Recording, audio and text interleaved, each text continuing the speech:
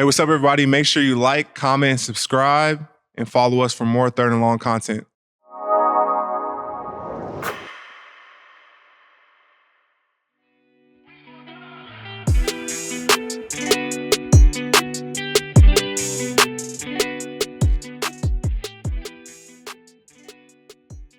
What up, gang? Third and Long is back. Week 2. First and foremost, I want to say thank you for all the love and support. 500 new subscribers this past week. You guys are showing love. When I first got to Jacksonville, people told me that it might be a transition and, the fan base and all that. But ever since I got here, it's been nothing but love and support. And so I want to say I appreciate you. Thank you for tapping into the show. Big news over the weekend. It was news to me. I saw it on my social media feed post game, but I didn't even realize that Tyreek Hill was arrested or detained before our game. And this is a subject that kind of goes beyond football. It's been years and years of these type of topics and situations coming up in our country, in our society. But him getting arrested and he scored on us and did the celebration. I didn't even realize what he was doing, but that was just crazy news to see. And then to see that also, Calais Campbell, his teammate, was also detained trying to stand up for him. And our country definitely has a lot of issues. And yet another situation arise that's kind of like, what was going on there? Why'd that have to happen to him pregame, and why did he have to be in that situation to be, face on the cement, for a traffic violation? And so yet another situation in our country that leads to discussion and try to figure out how to be better moving forward. And for him to go through that situation before we played was kind of crazy to see, and see after the game, and just a situation that came up and a lot of people discuss and talk about, obviously for very important reasons. And I think as a society we have to figure out ways to be better, and always trying to work on our relationship between our law enforcement and our communities. So don't want to see a situation like that happen to anybody else, especially not a current football player, a current colleague, of the NFL. That happened throughout our game, but obviously we came up short in our game, losing 20-17 to Miami in week 1.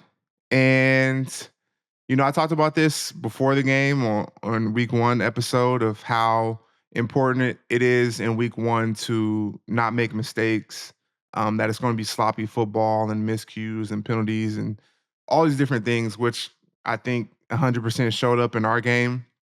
And it's difficult, to win week in and week out in this league, and it's also very difficult, and you make it even more difficult when you make mistakes. And this week I definitely feel like we kind of lost this game more than like I feel like we lost it. Like it had more to do with what we did than the other team. And I feel like we were dominating, controlling the game. Built a big lead, and mistakes, miscues happen, and the momentum of the game changes. I heard boos from their crowd at one point, and anytime you hear that, you're playing a pretty good game. And next thing you know, turnover here, 80-yard touchdown, one possession game. Now you're in a dogfight, and week in and week out, that's how it is in the NFL. And when you have a team down, we as a team has to learn how to, put our foot on their neck, choke them out, and not give them any life. Because when the team's feeling down, they're going to give you their best shot. And they came out. We turned the ball over, and they came out with their best shot, which was an 80-yard touchdown to the fastest football player known to mankind. Which now you're in a dogfight, and down the stretch we didn't find ways to execute. And once the game got close, they made more plays in the end and won the game. But every loss can be a lesson depending on how you treat it. And looking at the tape, looking at the film, very, very detailed and very, very diligently to see what we could have done better, and individually, where did we go wrong, And we all played a hand in this. We all played a hand. I think a lot of times, outside looking in, you're watching a football game and you see the big mistakes, the fumbles and the missed throws, and guys wide open, or the blown assignments in coverage, that lead to things. But there's going to be 4 or 5 plays in a game. I think we had 150 snaps on offense, defense, and special teams.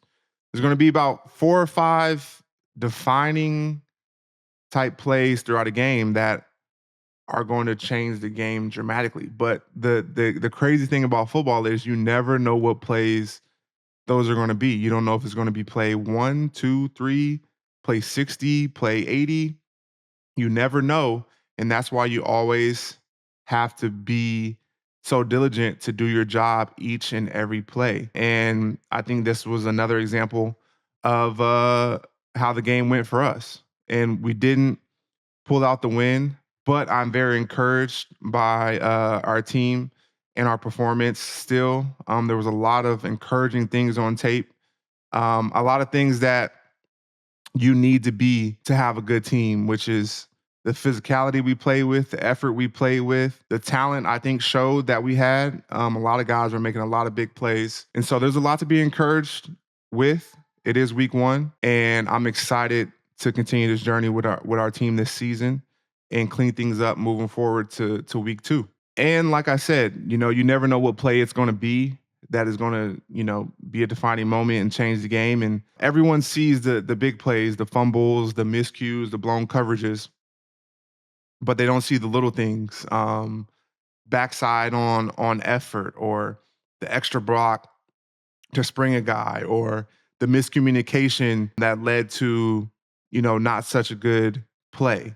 And so, I know everyone will look at Travis's fumble as, a big piece of that game. And it is. I think Travis and everyone knows that, we can't have that. But the first thing I did when I saw him was told him we got his back, and that we're going to continue to need you in this game, and to keep your head held high, because it's not just Travis. What about all the other plays leading up to that play, or all the plays following that play that are so important to winning a football game? And that's the thing about this game.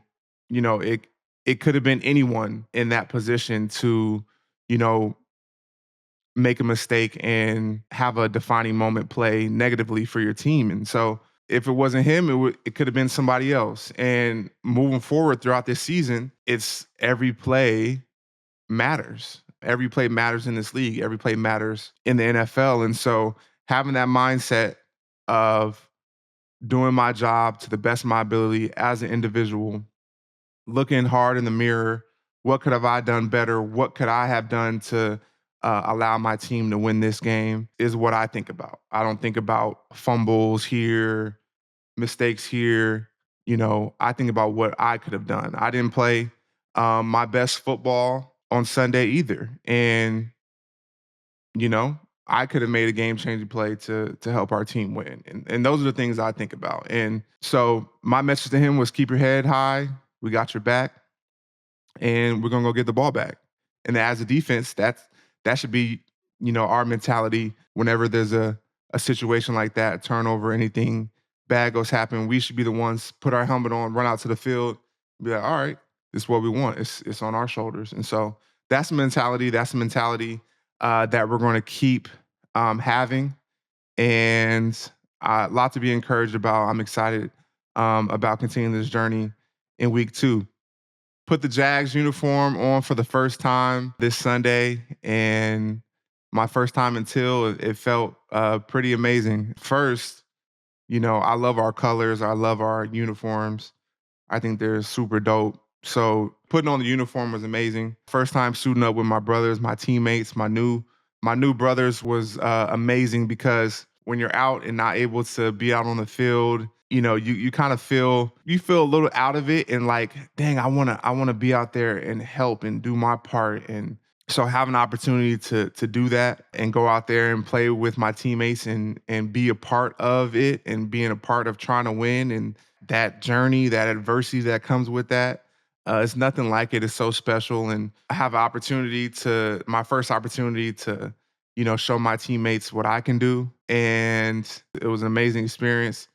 Definitely excited to get in front of our fans next week, but even though we were on the road, putting that jersey on for the first time, taking that field with my teammates was amazing. Got my first sack as a Jaguar on Sunday, and definitely was a great feeling.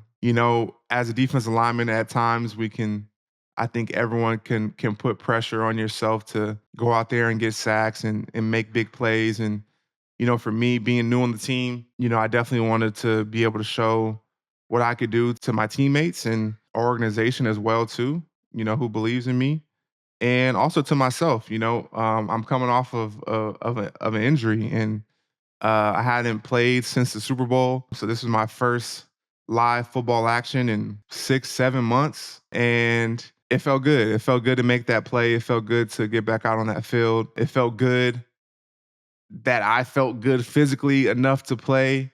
Not all the way there yet by any means. Definitely was tired out there. I'm definitely out of shape. It was hot, but it felt good to be able to take the field and play and make a play like that and get that underneath my belt.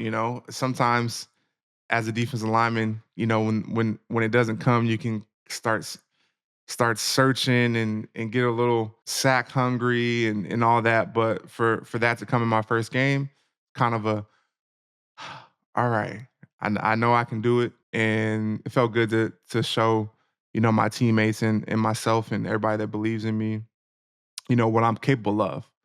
And also felt good to take the field with this defense. We started off the game humming. Guys were flying around, making plays. I'm used to being around great players, and this team has a lot of great players, and it's such an amazing feeling taking the field.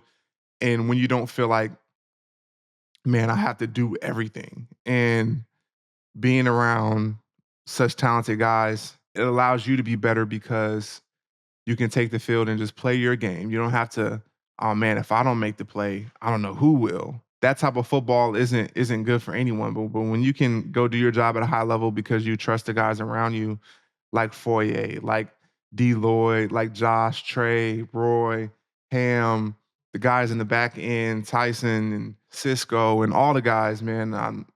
I can run through our whole defense because we have a whole bunch of talented, amazing football players, and taking the field with them is easy because I can just go out there and focus on what I need to do, be my best self for them, and I know they're going to do the same for me.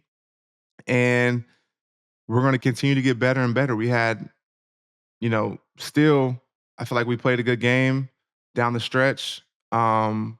We didn't play as good of a game, but I think we show what we're capable of, and the communication and everything is going to continue to get better and better as we continue our journey together. And our goal is to be the best defense in the league, and we're a long ways away from there, but we got a lot more opportunities to prove and show that, and show what we're about. And I'm excited to do it with this group and take the field with them next week.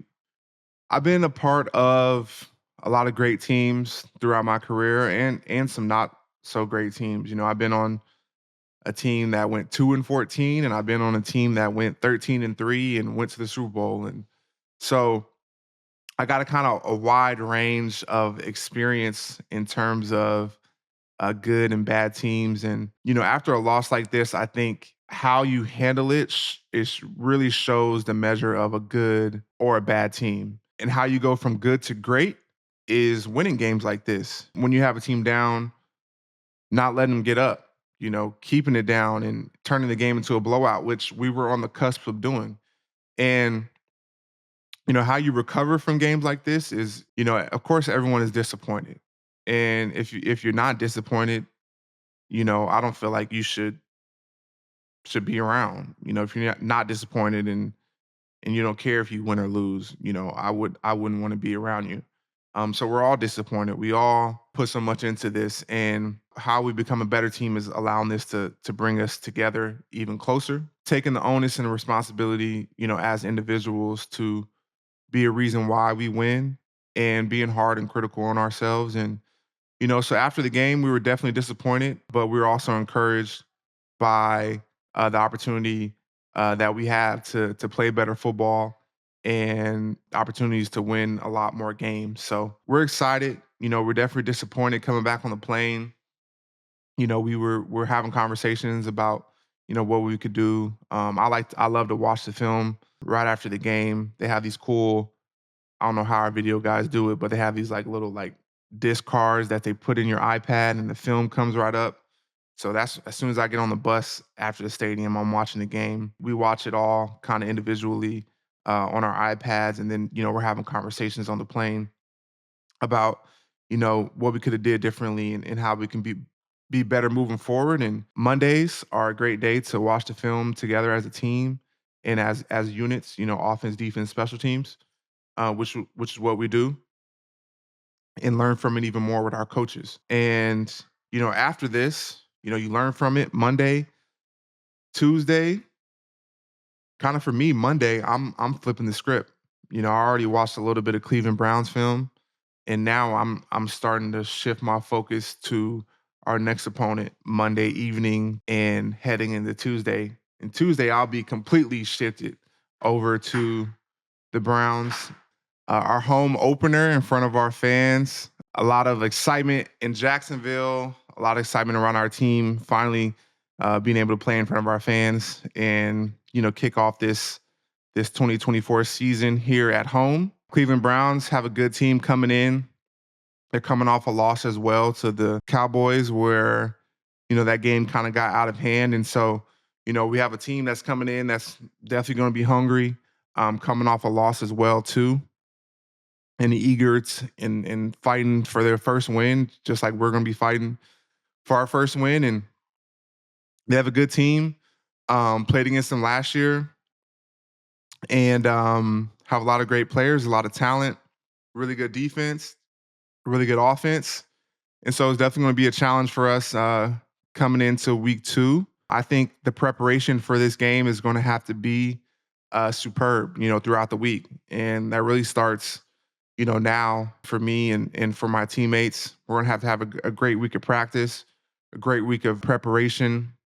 Wednesdays really for us is a big day defensively to really iron out the run game, where I feel like it always starts with. And so, stopping the run and making the team one-dimensional is always the goal, and then getting after the passer. So Wednesday is a big day for us to go over their game plan, how they like to attack the run game, and what plan we're going to have for that. And then Thursdays we kind of transition to more pass rush, third down, which we want to get them in third and long, obviously, but getting off the field on third and long and what they like to do there, getting off the field on third down. Then throughout the week, it's more situational type football later in the week, short yardage and goal line and red zone and those type of things come later in the week. So it's going to be key for us to prepare the right way this week.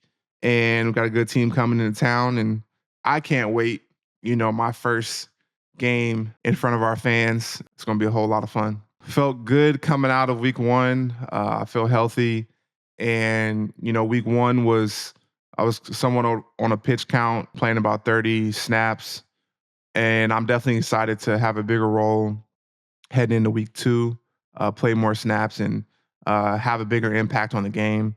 Something that I'm used to doing and definitely excited and looking forward to becoming better, throughout this season, getting over this injury and getting back into knocking the rust off and getting back into football shape and getting back into, the high level of performance I know I'm capable of. And I'm excited about having a bigger and bigger role, as I get back into it, and definitely excited about doing that in front of our fans this week in week 2. You'll see me out there on the field a lot more. So I'm excited to prepare for that, get my mind right, get my body right for that this week, and trying to go out there and dominate a football game. So let's get into some film with our Self Scout segment.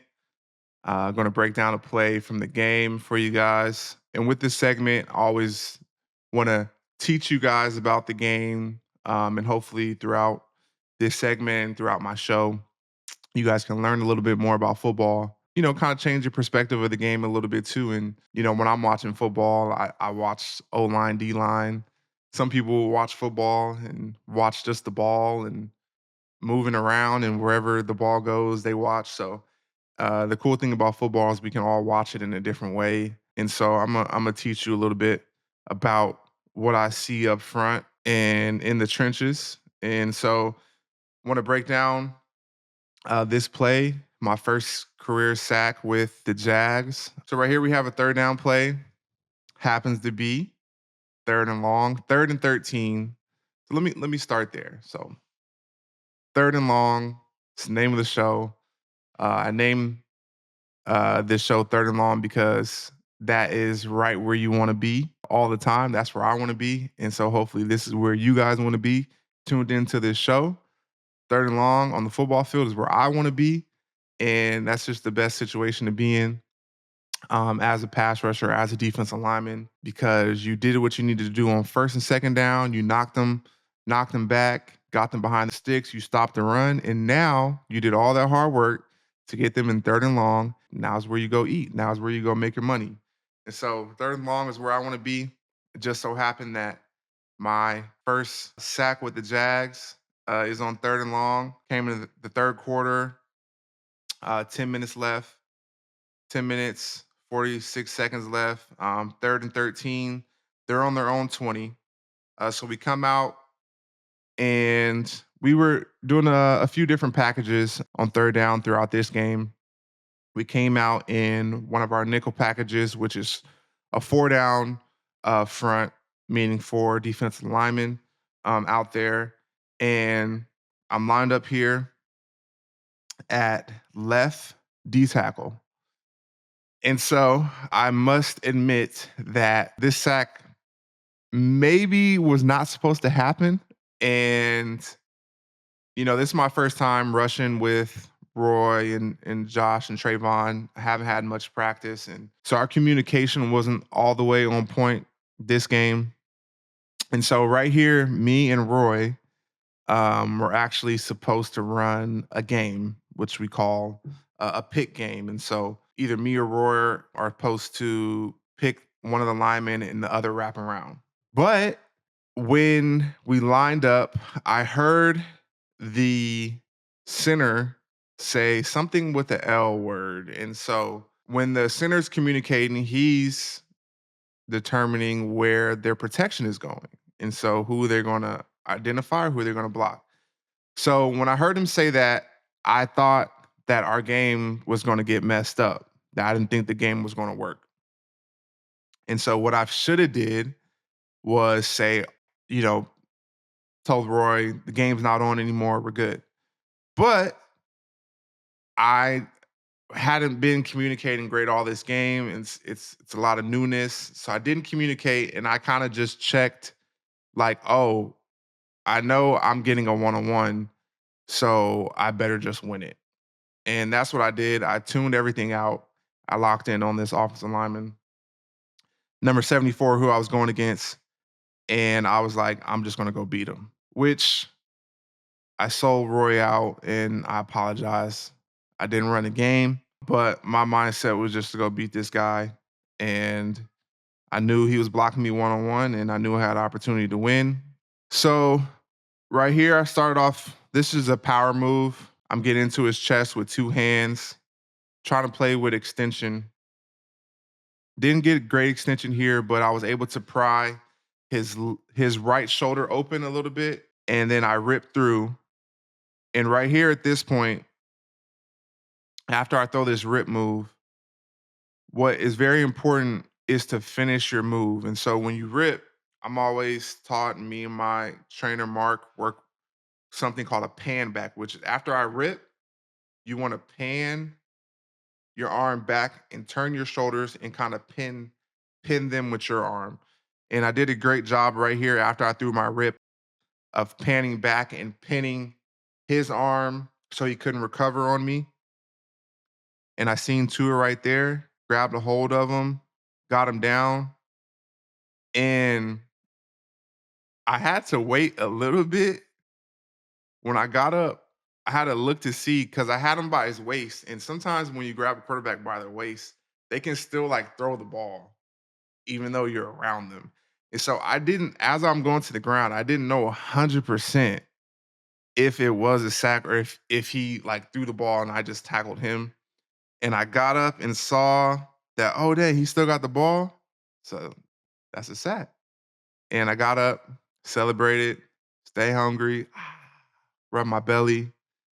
First time until rubbing my belly, it felt definitely felt good. Teammates came and showed love, went to the sideline, showed love. Everybody showed love for real, just it was a big play for me, just especially coming off an injury and, coming off of surgery and, you know, trying to get back to feeling like yourself. So to go out there and make that play was huge for me. And coaches, players, everybody showed love on the sideline.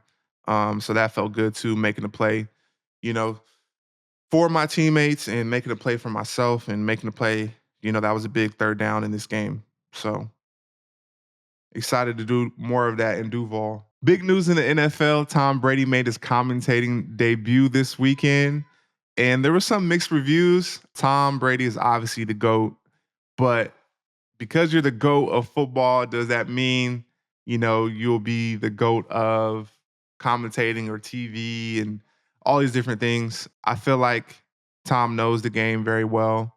I think he's gonna do a great job, but it's just like anything in life, it's a transition. When I first got into podcasting, it was a transition for me and getting in front of the camera week in and week out, it could be a little uncomfortable at times. You got to get out of your comfort zone. It's new for you, speaking and talking all the time and thinking and trying to think of things to say and be entertaining. All those different things are very challenging. So I think he'll do just fine. I think he knows the game extremely well, and I think he'll be a good commentator when it's all said and done. And I know people are excited to see how that kind of goes. But commentating is a really cool profession, really, if you think about it, because everyone kind of watches the game a little bit through their scope as well too. A commentator can highlight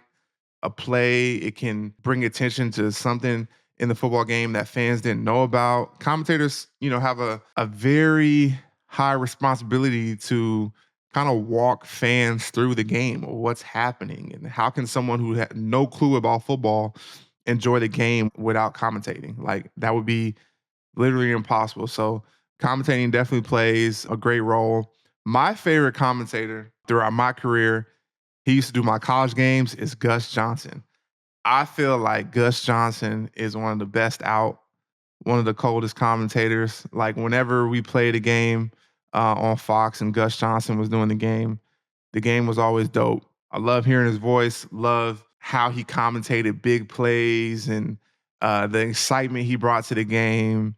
It just made the watching and fan experience more enjoyable. And when I made big plays and I got back to watch the TV copy and heard Gus Johnson say my name or, highlight and talk about a play that I made, I just thought it was really cool. And that's my favorite commentator. But I think Tom will do just fine. And, we just have to wait and see how the year goes and, how he transitions. And I'm sure it'll become better and better. Appreciate you tapping in, watching this episode, week 2. Big game coming up on Sunday. Can't wait to get in front of our fans in Duval and start our home opener. It's going to be a tough game. It's going to be hard fought, but we're excited and we can't wait.